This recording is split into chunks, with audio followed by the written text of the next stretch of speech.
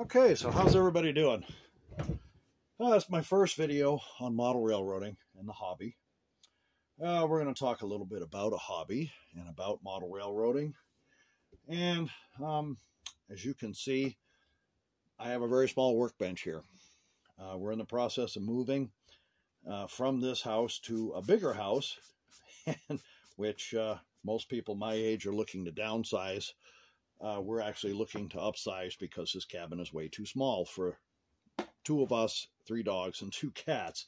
So, and you may hear a dog whining in the background, just ignore it. He's lonely. He thinks he needs attention. But anyway, later on I will have a much bigger workbench, and I'll be doing much more extensive videos on scratch building stuff. I am relatively new at model railroading.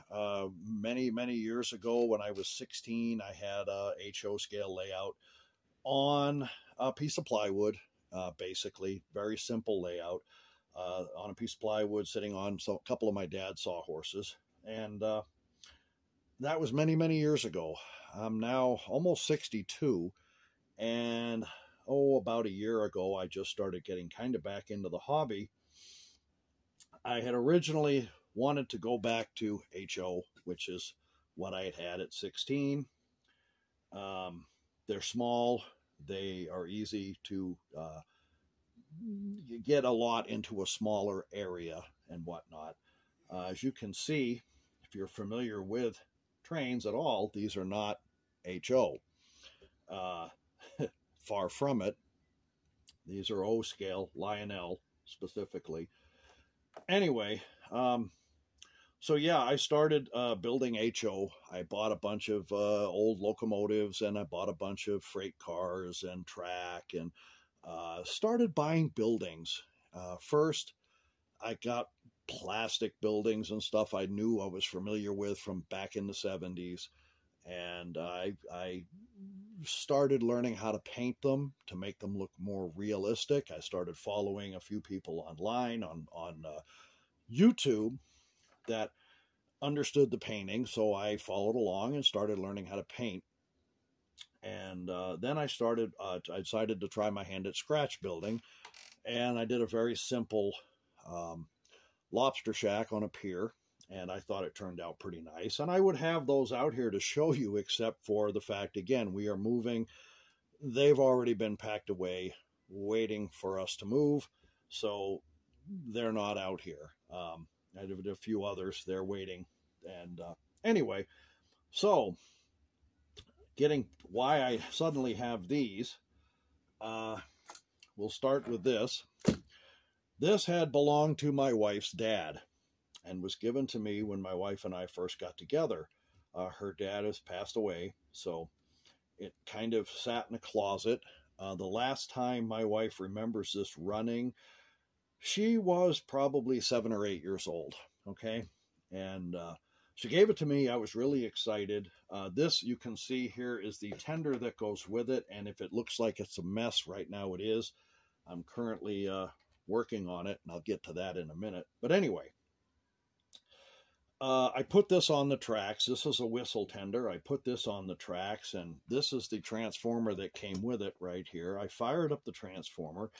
The engine moved about a fraction and stopped, and it smoked a little bit, and I was a little scared I'd burned it out. So I immediately shut down the power, tried the whistle. This is the whistle right here. This is 1947 technology, by the way. This locomotive was brand new in 1947. Anyway, tried the whistle. There's a whistle button here. And again, it just kind of sat there and laughed at me. So I didn't want to mess with it. It was my wife's dad's. I didn't want to do anything with it. I was afraid if I got into it, I would make it worse. So I built a shelf. I put it and the cars that came with the set, the freight cars, on the shelf, and that's where it sat for the last 7 years, 8 years. Anyway, so I ended up with another locomotive. Here's the shell of a donor. This is a 1666. This is a 1946 locomotive, a year older than this. I ended up with it because I was looking for passenger cars, Lionel scale passenger cars. I thought, well, when we moved, I'll set up a small layout. This can not only pull the freight cars, it could pull some passenger cars. I did find passenger cars, and what came with it was also a whistle tender of its own. And so I said, well, now I have a tender and no locomotive. So I bought a locomotive. It, of course, did not run, and it was missing some parts. So I ended up with a donor. You can see an HO train over there. Just, it's there. I was looking at something else. Just ignore that. Anyway, I got that one. I got the other locomotive, and I got a brainstorm. I had been a torpedoman way back in the 1980s in the Navy, and I had been a torpedoman technician. I actually dug into the guts of these things, and I understood how they worked, and I understood how electrical things work. And these are very sophisticated weapons. They are computerized, and I know soldering, I know electronics enough. It's been a long time, and my skills were a little rusty, but I decided, you know what? If I can make the one I bought run and the whistle tender whistle, then I should be able to do the same with this. Now, I was reluctant to tear into this, so I tore into the other one, and I'm going to set this one on the tracks. I tore into the other whistle tender, and I discovered it was exactly like this. 1946, just a year older than this. It's a very simple mechanism here. It's got a couple of wires that lead to the trucks here and pickups that run on the tracks. So when you push the button on the transformer for the whistle, it is supposed to make a noise. So I took it apart, and I discovered it was very dirty. 1946, 1947, almost 80 years old, the two of them, and very filthy. And so I cleaned them. I added a couple new wires because, as you can see, the wires that were originally here were dry rotted to the point where if they had touched anything metal, it would have shorted out. That probably was one of the problems. So I changed the wires, and I changed them down here, and you can see this set of trucks is broke beyond repair. I have another set here. This is why this is now disassembled again. But anyway, getting back to the whistle tender and making it work, I made the first one for that other 1666 locomotive. I made it work. And I thought, well, if I can do that with that one, I certainly can do it for this one. So I tore this one down, cleaned it up, changed some wires, put it on the track, gave it some power, pushed the button, and it whistled this time. So I said, good, I will call that a win. So then I tackled the locomotive. And again, very simple. These two were a year apart. They have the exact same insides.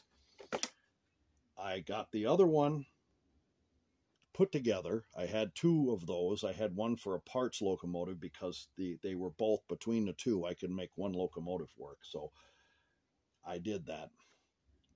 I got that running, and I thought, fantastic.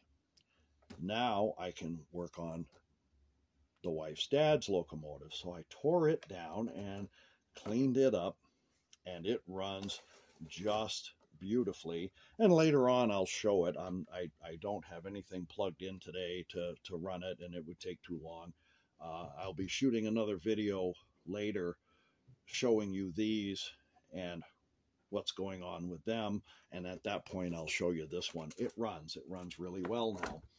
So in the process of doing all of this, I kind of fell in love with Lionel O-scale, Lionel in particular.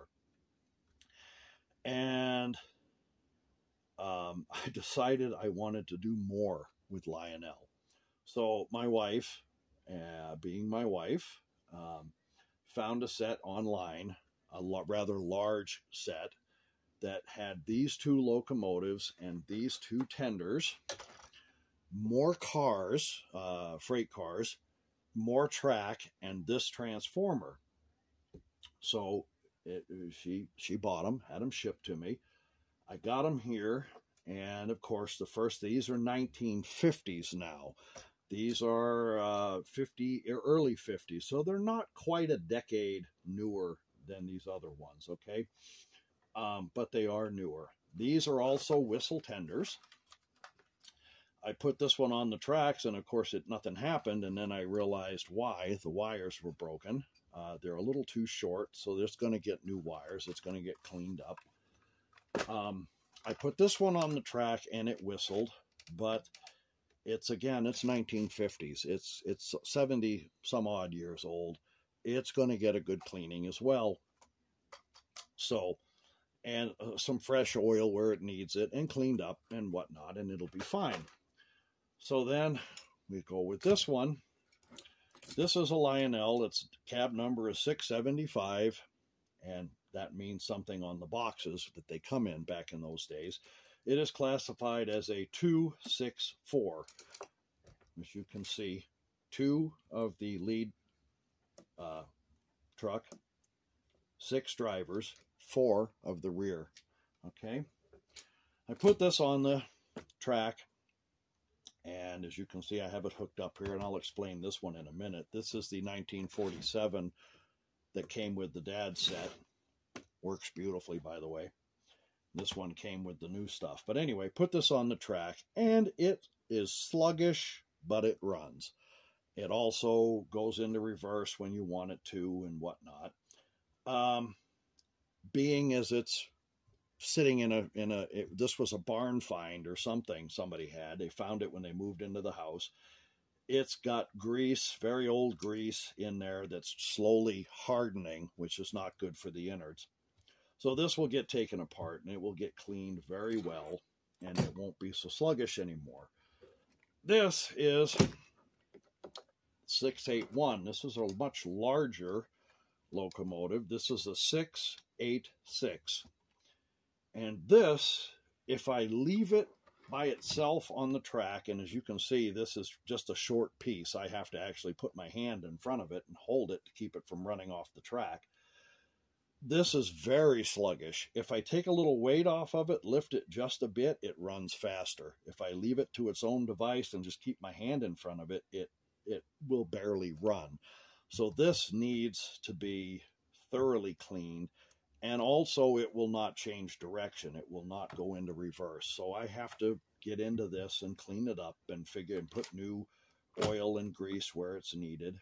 And then it should work just fine.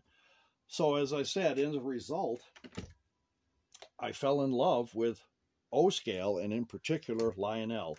There are other O-scale locomotives. There's Marks came out with one. I'm not as familiar with Marks. They're probably just as easy to deal with and work on. I just like Lionel. So here we are. This is the transformer that came with the set the wife bought. There is a lever that goes here. That's for the whistle. It is broken beyond repair, so I have a new one ordered. Now, when I got it, the knobs that were here were broken off. This is a dual control, so it will run 2 trains at the same time. And the reason it's backwards is, as you can see, it's hooked up to a piece of track. It's much easier to have it backwards than try to fight with it. So anyway, the knobs were broken off, and I could have gone online, and I could have probably found new ones, and I'd have bought them, and they'd have been sent to me, but they were plastic, and I decided, why spend the money? I had these porcelain knobs from a couple of cabinets I'd built that left over, and so I put these on, and they work just as good. I'm just as happy with them. I am not that much of a purist. If it works, I'll use it. And that's what I wanted to discuss about the hobby in general. I'm shooting this mostly at people just getting into the hobby, especially possibly younger generations that are not familiar with Trains, they didn't grow up with them. My dad had a set. It's long gone to the history and the mists of time somewhere. These are often found in attics, and Grandpa had one and it came out around Christmas time or whatever. And other than that, the kids and grandkids really don't know anything about them, or they've never experienced the hobby itself. So this is for you guys that have never done anything quite like this. The thing is it's a hobby. It's meant to be enjoyable. There are some people who get into the very technical.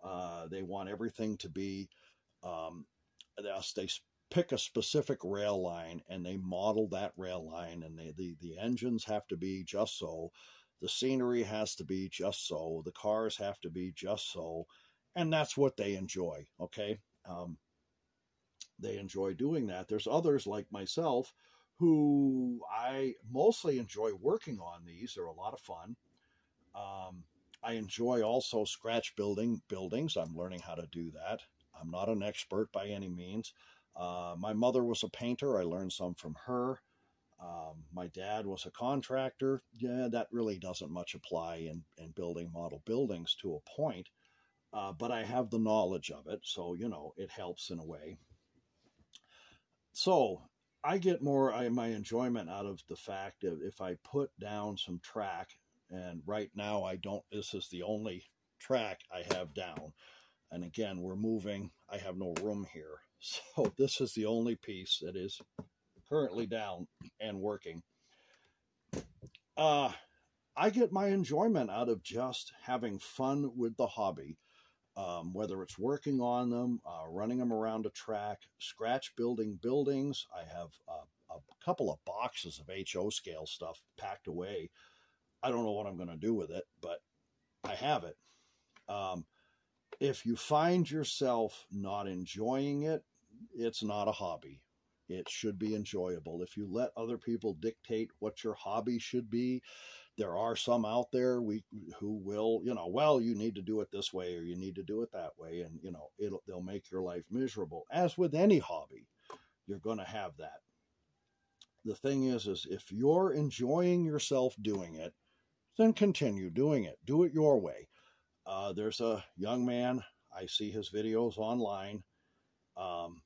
He models in HO scale, and currently he is using cut up soda cans, Mountain Dew and Dr. Pepper cans, as mountains. He's putting them in place and gluing them down, and has mountains made out of these cans.